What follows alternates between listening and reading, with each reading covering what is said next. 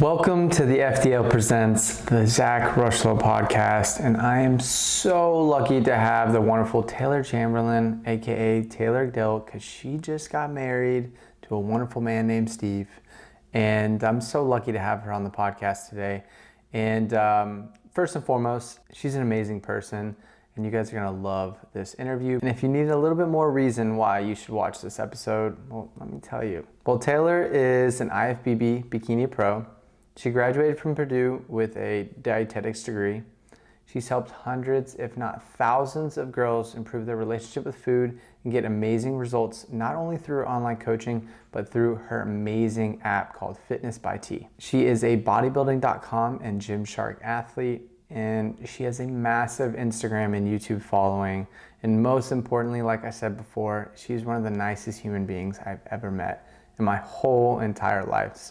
And there's three key takeaways I want you guys to take away from this podcast. So the first key takeaway is Taylor's childhood. Her parents set her up to succeed, and she's gonna outline exactly how they were able to do that. The second key takeaway is a perceived setback that happened in Taylor's life that she didn't think at the time was the best thing that ever happened to her, and how she turned that into the one thing she credits to so much for success. And the last key takeaway is how Taylor will actually raise her kids to have an amazing relationship with food. So if you want to know where you can find more about Taylor, all of her information will be linked below in the description of the podcast. And if you are listening on iTunes, please leave a review. It helps us so much. We are a new podcast and we're trying to gain traction. And any review, an amazing one, will help so much. And so I will definitely appreciate you if you do that. And if you do, I will personally send you a message thanking you. And also, please, I would love to know who you guys want me to interview next on the podcast. Who do you think would provide immense amounts of value to you guys? That's what we're all about. And lastly, before we begin, I want to give a huge shout out to our sponsors for the podcast, the protein cookie company, Enlightened, and One Bars. Let's get the interview started. All right, and we are now recording. I want to welcome everybody listening to the podcast. And I've already talked about how special of an individual Taylor is. And I just want to welcome you to the podcast. Say thank you so much for coming on. And if you guys didn't know, this is the first guest we've ever had on this podcast. So she has to be super special. So Taylor, just say hi to everybody listening and just kind of let them know in a few sentences why they should follow you on your social media platforms. That's the question we're going to start every single one of these podcasts with. And I just want to know, if I'm somebody who stumbles upon your page, why would I follow you? Why would I click that follow button, and what value would I get from you? Well, first of all, thank you so much for having me. I feel super special being the first one. And anyways, getting to it, my name is Taylor Chamberlain, or Taylor Dilk. I just got married. I am an IFBB Bikini Pro, just turned pro recently, so that was really cool. I have a dietetics degree from Purdue University, and I'm 25 years old, living in Carmel, Indiana. And people should follow me because I try and kind of show the world how to live this lifestyle in balance. So, feeling healthy, not only physique-wise, but emotionally, internally. And I kind of like to show the world a good balance of, friends and family, and be able to live out this lifestyle without being, too strict and too hardcore. So I feel like, overall just feeling healthy and a good balance in that lifestyle is why people should follow me. I like it a lot, and I have to give Taylor a lot of credit because she is actually the one who she's the one who introduced Team FDL to the Squatty Potty. So that is her claim to fame. I remember walking into your bathroom being like, "What is this thing?" Oh my gosh, they're going to look it up now if they don't know what it is. Oh, and their lives are going to visited me, and they saw this thing in my bathroom, and they started laughing. I was like, "What are you laughing at?" And they're like, "You have a squatty potty." I was like, oh, I'm so embarrassed. Oh, and I was naive. I was ignorant. Like, I did not realize how life-changing that is. It's really, I'm a new person. I know. I'm not going to get into that topic because that's beyond me. But yeah, I guess I feel very proud of that. Oh, well, I you think you're should. You should. Like, I should have added that in the bio before the actual interview because that is truly the your claim truth to fame. comes out. The truth Actually, I comes think the out. whole world knows about it because it was one of my Instagram posts one time and someone called me out. So, Well, there we good. Well, maybe we're in talks with Squatty Potty to do a giveaway together. What? go. Get out of here. I swear it's I'm not crazy. condoning that. Oh, that's so funny. So one thing I am super fascinated by is I love people's childhoods. I'm so fascinated by the home. And a lot of people are a result of, well, like you see kids, they mimic their parents. Mhm. Like you do a move and then your kid like does the same thing. Like you'll see they're like, Mhm. it's like a mirror. Like I was walking this morning and I saw a mom like doing like this like surprise thing, and then the little 1-year-old girl was doing the same thing and she was just Mhm. mimicking her, and it was the Yes. cutest thing, but it just makes so much sense. Right. And a lot of times a lot of people say, oh my gosh, you're a spitting image of your dad. And I'm like, well, yeah, like I'm a little bit more funny than he is, but it's just it's just the way it is. And so when Mhm. I see somebody like yourself who I admire for just being a good-hearted person, a hardworking person, I wonder what your childhood was like. Thank you. Like, could you kind of walk us through like like up until you graduated high school, what that kind of looked like? Oh gosh. Okay. So growing up, my dad, he worked in the car industry. He still does. And my mom, stayed home with us kids. I have three other siblings, two sisters and a brother. So I'm the oldest. And growing up, we grew up in Colorado. And my parents obviously are amazing people. They are very faith based. They trust in the Lord. And yeah, so growing up, my dad worked a lot, and so my mom was always with us. But let's see, should I go with my whole story? I don't know. I mean, you can just go from like just the key moments, like, okay, like the things that like, so say, for example, the things you think were integral into helping, like in your childhood that helped you become the person you are today. Okay, well, in terms of health and fitness, my parents growing up were very, very healthy. My dad and mom used to bodybuild. My mom did figure, my dad did bodybuilding. My mom was a Broncos cheerleader, and we lived in Colorado, so we were very, very active, going hiking and bike riding and snowboarding and all of that. So being healthy was just something that was ingrained into my brain at a very young age. But my dad was kind of the one to always kind of push me to the healthier snacks, instead of using ice cream, maybe apples, that sort of thing. So eating healthy and working out was just something that was kind of ingrained into my lifestyle at a very young age.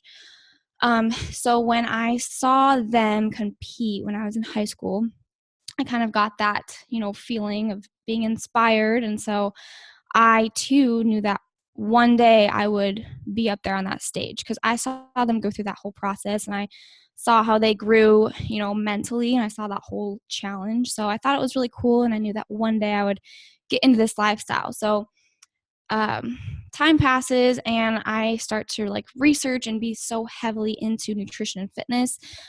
So I think what started it all was watching them compete.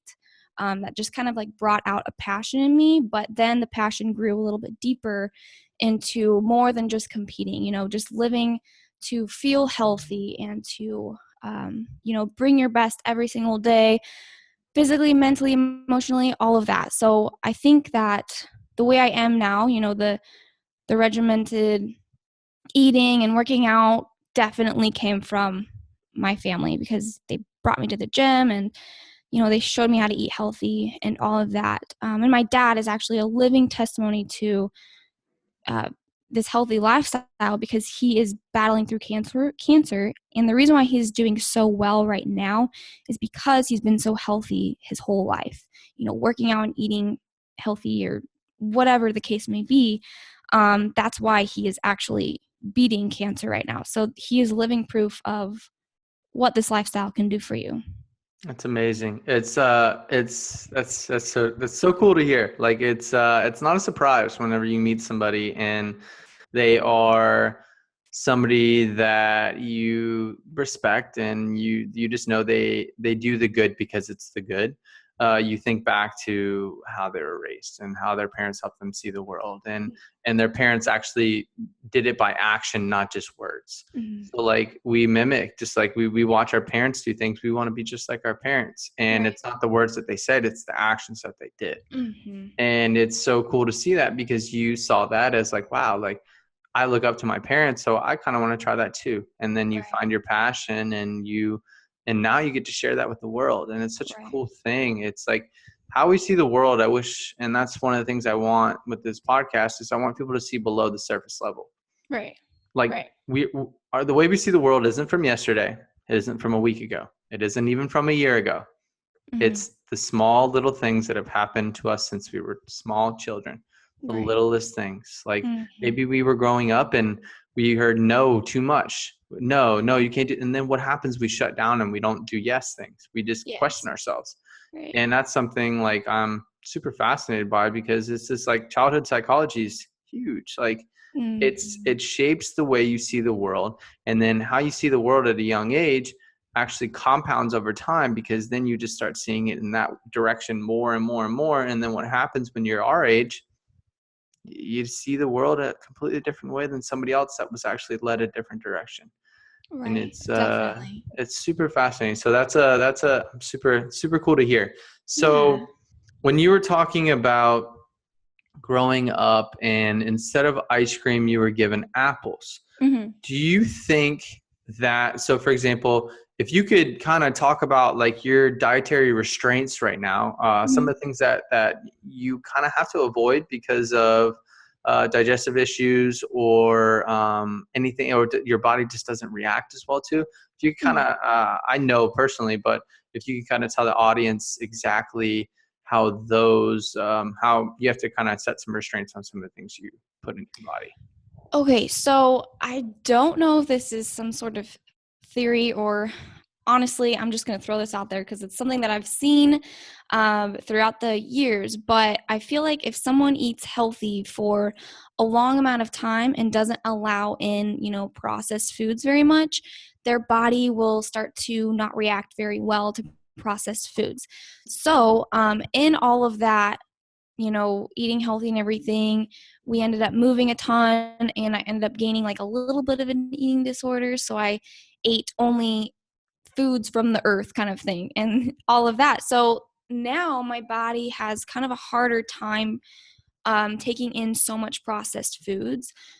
So right now I really focus on nutrient dense, but I do follow, if it fits your macros, and I do allow, ice cream here and there and processed foods. But my body, if I were to eat processed foods all day, my body just personally wouldn't react well to it. I would break out, like I would have just digestion issues, all of that.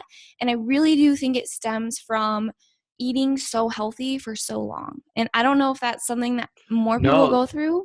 That's very common. It's very common, because we are the restraints or the things we put into our body, in the sense of, it's just like with somebody, they cut out dairy for 6 months, like they do an elimination diet. So they cut out dairy for 6 months and then they bring it back and it doesn't sit well. It's like, well, that doesn't tell me that you couldn't take in dairy before. That just tells me that now it's been 6 months and your body's like, well, we don't need that, create the digestive enzymes to digest milk. So we're not going to do it. So then you come back with a whole glass of milk and you're lying on the ground, like holding your stomach. Well, that makes sense, because it's just like going to the gym and lifting weights for the first time in 6 months. You can do 10 push-ups and you're going to be sore than goodness gracious. Like you're going to be, it's the same thing with your body. So with anything, so like I was lactose intolerant growing up, but we set on, it's super fascinating. So like we set on a plan for like 5 years where I was going to slowly add in dairy a little bit more. And now I can take in dairy. And I'm fine. Yeah. It's just one of those things. You just kind of, like, it's all or nothing mentality most people have. It's like, and whenever I felt myself whenever you were saying, well, I try and if I ate processed foods all the time, it just doesn't feel right. Me too. Me too. I feel like that should be everybody. Yeah. I believe that an 80-20 philosophy is the best way, because that's going to create sustainability. Because if you're trying to focus on fitting in as much, and the term processed is like such a relative term. Everything is Right. processed to a certain extent, Mm-hmm. but how much of it is truly processed? Like Right. if we're gonna make the argument of processed versus unprocessed, we're just being like religious about it. Mm-hmm. And come on, like, let's be honest here. Everything is processed a little bit, but you know what we mean when we're saying processed. Like, Yes. come on. Yes. And I hate that argument. It's like, no, like we know the difference. Like, you're just being Yes. a pain in the butt. Like, if you're going to Right. make It's a big just a deal about that. word. Like it It's just doesn't a mean. word. Yeah. Yes. Yes. Yes. So whenever you were saying that, I'm like, well, yeah, that's me too. Like, Mhm. I personally want to eat a lot of fruits and vegetables. I don't eat as much fruit. I eat a lot more vegetables. I love Same. vegetables. And they make me feel good. They keep me full. They check off the box of micronutrients, vitamins, and minerals that I need for the day. Yeah. And what do I like to fit my 20% in? That's going to be like toppings on top of things that I make. So maybe I make a creation that I have, but the processed foods are like an Oreo or sprinkles or any type of topping or cereal or things like that. That's not bad because Right. that fits into the 20%. Right. And in reality, okay, if I hit my macros and I can have an 80-20 rather than 100%, I believe the stress that it doesn't cause in my life, Yes. rather than going 100% and the stress that it does cause, is better Mhm. off for me. Right. And it's more sustainable. Like if you live your life only eating certain foods, you're going to feel the need to, eat those certain foods. If you restrict yourself from chocolate, you're going to want that chocolate. You know what I mean? Mm-hmm. So if you allow yourself any food that you want, then you can truly know what it is you want to be eating rather than, that mentality of you can't have it, so you want to have it. And Mm-hmm. that's definitely something I believe throughout my whole experience, my journey is the flexible dieting, fitting certain foods in, and it just creates honestly a more happier lifestyle for Amen. me personally. Yeah. Yeah. And we can always think back to your childhood.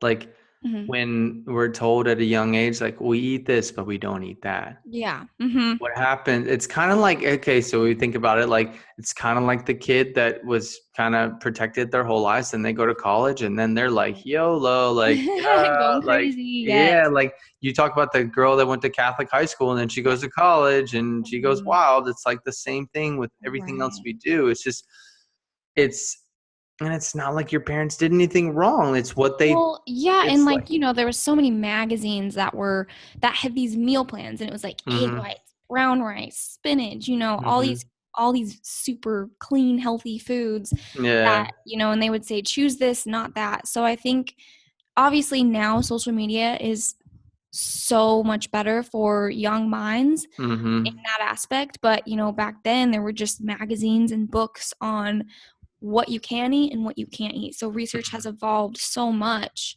So I'm super grateful for that. Yeah. All right. So the next question is going to be interesting. So you are now officially Taylor Dilk.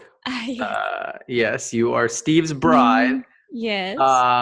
So the question arises, what would you do nutritionally, and what would be the words, and how would you explain food to your kids? Hmm. I would definitely explain to them balance. I would kind of teach them what the base of our meals should kind of portray, and then I would also make sure that they know that it's okay to have that cookie or it's okay to have that ice cream. So I would definitely kind of take all that I've learned over the past few years and teach them in that way. So I would never say you can't eat this and you can't eat this. I would more teach them on ways to balance this life. So you need to eat your nutrient dense foods because we know what that does for our bodies, but it's also going to be okay if you have these certain foods or if you go out for ice cream or whatever the case may be. Okay. Well, that's cool. Yeah. And like the same thing is like you lead by example. So Yes. like that's the one thing I want to pride myself on is when we go and do something, I participate with what my kids are doing. I Hmm. never want my kids to be like, well, like, Dad, like, why aren't you having this? Yeah, Oh, yeah, well, exactly. daddy can't have that. Well, Yeah, what? right, That right, doesn't, right, right. what? Why can't we have it Confuse then? them. It Mm-hmm. confuses them. And so they might act like they understand at that point, but when they see other parents eating it with their kids, they're like, well, why doesn't daddy do that? And Right. It must be off limits, right? it must be Mhm. off limits. Well, we're different. We're better than them. It's like, Yeah. whoa, like, no. I never That want that. creates a whole different issue. Right, Yeah. right. So, um, big family or small family? For Steve and I, he Ah, he is Catholic, so he has like a lot of yeah, sisters. we talked about it. We talked about it. I remember we He were wants game 10 planning. freaking kids. I'm like, Oh, no. Okay, I'm saying 3, but that's a solid team. That's a solid team. yeah, but So, we're not gonna have kids for a little bit longer. I would say like 4 years, 4 or 5 years. Then we'll be that's, ready. then Our you guys are, dogs right now they're our children. I'm yeah, telling I you can what. see that. You got another one. Yes, waking us up 3 times a night. It's definitely something, but we love her. She's so cute. So That's cute. awesome. She's so tiny.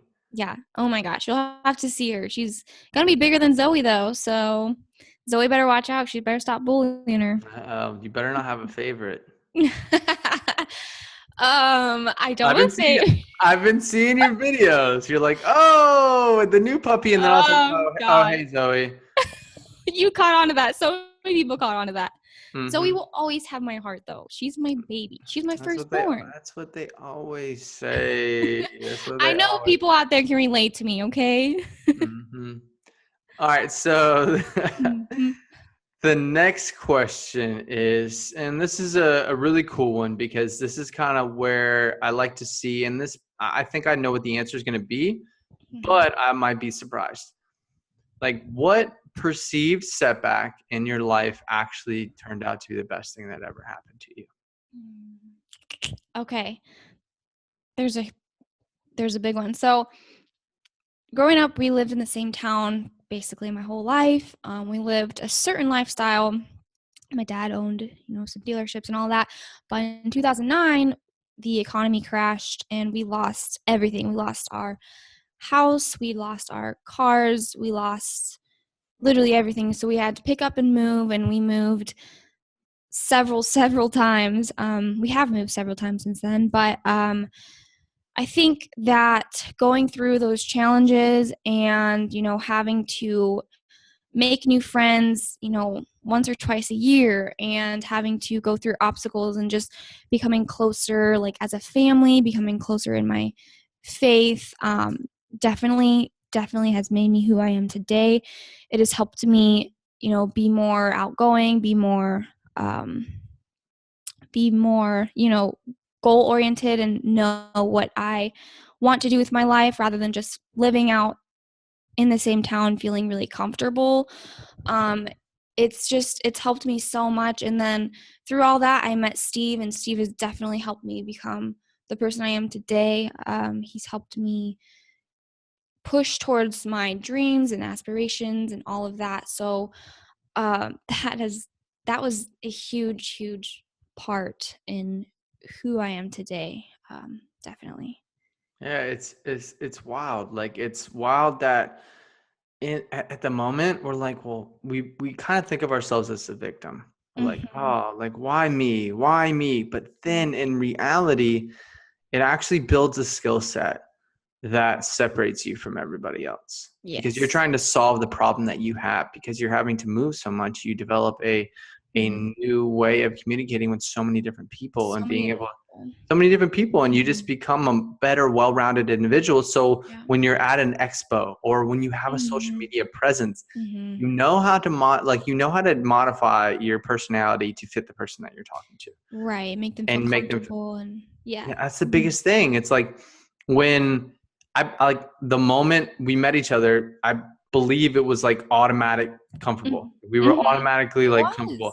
It was. Yeah, because I think we both share that skill set. Like being Yes. able to within 5 minutes, like Mm-hmm. not even, like almost immediately be able to understand, okay, how do I communicate with this person in a way that makes them feel comfortable and makes them not feel like I'm threatening to them, but I'm actually a true friend that they've known their whole lives, even though we've only known each other for 5 minutes. Exactly. And which Right. is Right.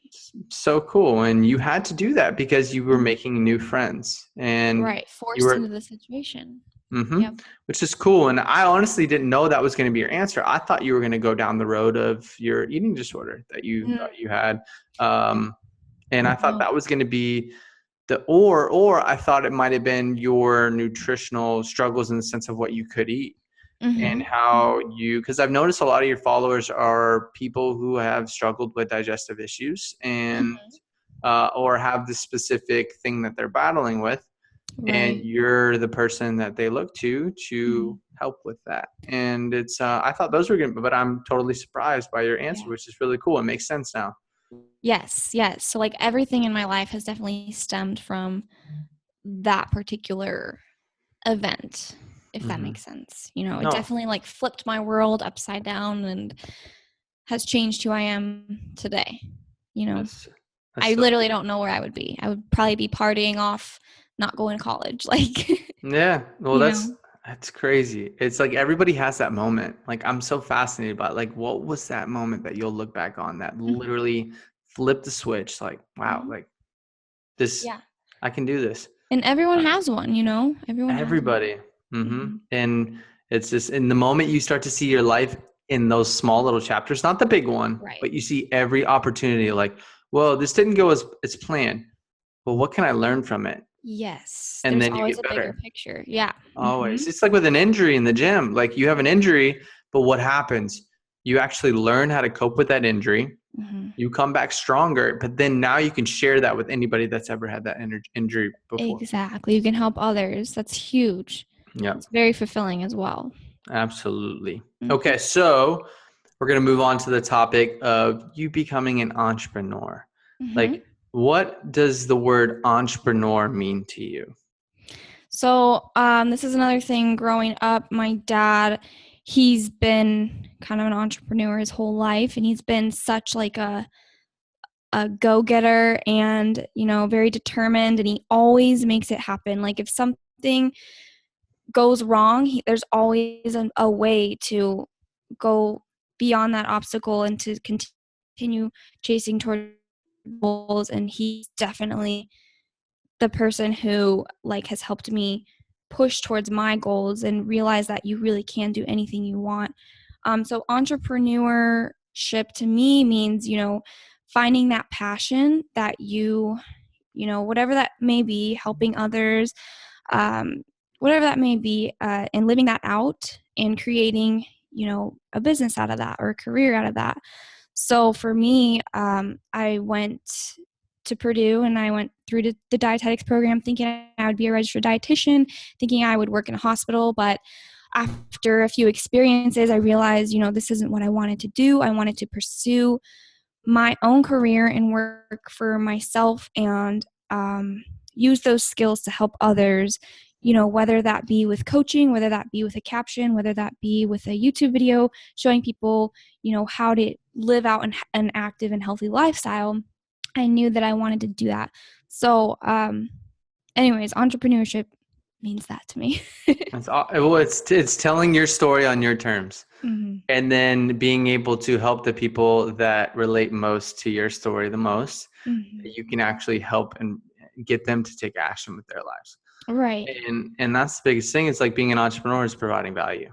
If you don't provide value as an entrepreneur, it's not going to work out in the long term. You might trick somebody Right. once, but you're not Yes. going to have a lifelong fan that helps support the difference you want to make in this world. You have to focus on that why.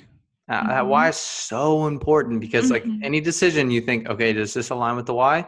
Right. If it's not a hell yes, it's a no. And then when you become an entrepreneur, you reap what you sow. Definitely. You work as hard as you want. You provide as much value. The creativity you provide, the spin you need to solve a problem. And if you can solve a problem and you do it in the right way, and you do it in a way that so it's not how much money you make, it's how you made your money. It's how you made your Definitely. money. And it's super fascinating. It's like being an entrepreneur can be different for other people, but I Yes. want to be able to think back and my kids be like, dang, like dad did it good. Like Yeah. he was a good person. And then, Right. Right. and I And think, oh, good. Go ahead. Go ahead. I was just going to say, like, money doesn't make you happy. Like, when you, speaking from my personal experience, when you have everything, like everything your heart desires, it literally doesn't make you a happier person. What makes you happy is, living out your purpose, the relationships you have in your life, all of that is what makes you happy. It's not about the material things and about money. And I mean, you can definitely tell when someone is living out their purpose in entrepreneurship or just doing it for, the wrong reasons. Mm-hmm. Oh, you can hear it right in their voice. Like Mhm. 100%. You can tell if somebody's speaking from their heart Yeah. or if they're just speaking for the sake of speaking. Right, right, And right. like it's so obvious and it's super cool. Like with social media now, like all the people that were bad are being they're getting Mhm. Mhm. the whole world's gonna see. If you're a Right, bad person, I would hate to live in today's world because right. Exposed. you're Yes. gonna be exposed. Like Mhm. it's a Goes around, comes around for what sure. goes absolutely, absolutely. That's I mean, that's it's the all over great the thing news. about what you're doing though. Like you can tell that you are trying to help others, like with this podcast, with your videos, with going and visiting everyone else, you're literally putting information out there every single day. So that's something that's so cool about you is you can really tell that you're doing this for the right reasons. Well, I appreciate that. I appreciate it.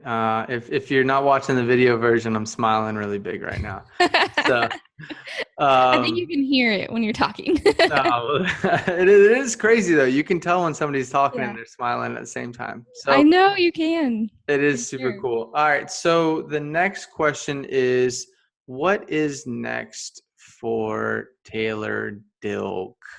I had to emphasize the Dilk. I'm sorry. Dilk. Oh my gosh, that's definitely. So we have some big changes coming. I think Zach may already know about it, Mm-hmm. but we're keeping it under wraps for a little bit, so just stay tuned, hang in there. But Steve and I have some really big announcements. No, I'm not pregnant. I'm not pregnant, I promise. But we have some really big announcements in terms of location, in terms of a new business venture that's going to be the main focus of my career. We're just going to be doing a lot here in the next year. So stay tuned. I can't really answer that question right now, but stay tuned in terms of the business side of things and the life side of things. In terms of pro shows, I will be competing at New York Pro for my first show. So that's something that's coming up May 20th. So I start prep in a month. But other than that, just living life, really loving eating 400 carbs a day, Goodness and lifting and gracious. enjoying. That's so I am a awesome. carb like Steve. Yeah. You guys are But just going to yeah, have everything. this carb babies. Yeah, literally carb babies. Yes, no doubt about that. But yeah, that's what's Uh, going on around here. That's awesome. It's and I can be a testament. They're working on something really cool, and I will have their back 100% whenever they do move forward with this. So I'm super excited for you guys because I know anything you put out is going to be awesome. So Thank you. it's going to be cool. My audience will definitely know about it. So Awesome. You rock. there's a question we are going to end every single podcast Mhm. with, and I'm super excited to ask you. And so, Taylor, we're going to lead into the final question, and that's how we're going to do every single episode. And it's the same question, and it's one that has a lot of meaning, and it's one that actually it's how I like to govern my life. And it's one that I'm more fascinated what somebody is going to say behind my back rather than to my face. So I want everybody to say something positive about me whenever they're away from me. I want there to be something good. And I think that's a true testament of you being a good person. If somebody has nothing bad to say about you behind your back. Mhm. So the question is, we got to set the stage. It is your funeral. You've passed away. Your life is over. There are thousands of people at your funeral. And you have no idea who's telling your eulogy. of all those thousands of people, it probably might not be your mom. It might be just one random person that you met 5 times. What is that person going to say about Taylor's life? What is that eulogy going to sound like? What do you want that eulogy to sound like? All right. So I would want that person to say that I helped motivate them to push towards their goals and their dreams and their purpose in life. I would hope that they would say I was kind. I was a good listener when they needed someone there. I would hope that they, in the bad times, still tried to see the positive in things. I would hope that they also kind of saw my faith and hopefully saw what the Lord did in my life and hopefully kind of rub that off onto them as well. I think those are my top things. That's good. I mean, it sounded like you, the thing that you portray most is just being that person for people, being the person that listens, being the person that makes somebody comfortable in all situations, and leading by example, your actions instead of your words. And that's what a lot of people say about like me is like, well, my faith, I don't push on anybody. I just show how it's changed my life. I just live my life in a peaceful manner because my faith gives me that peace of mind. And whenever you're talking about your faith, is you talk, I want to show the way the Lord has blessed my life.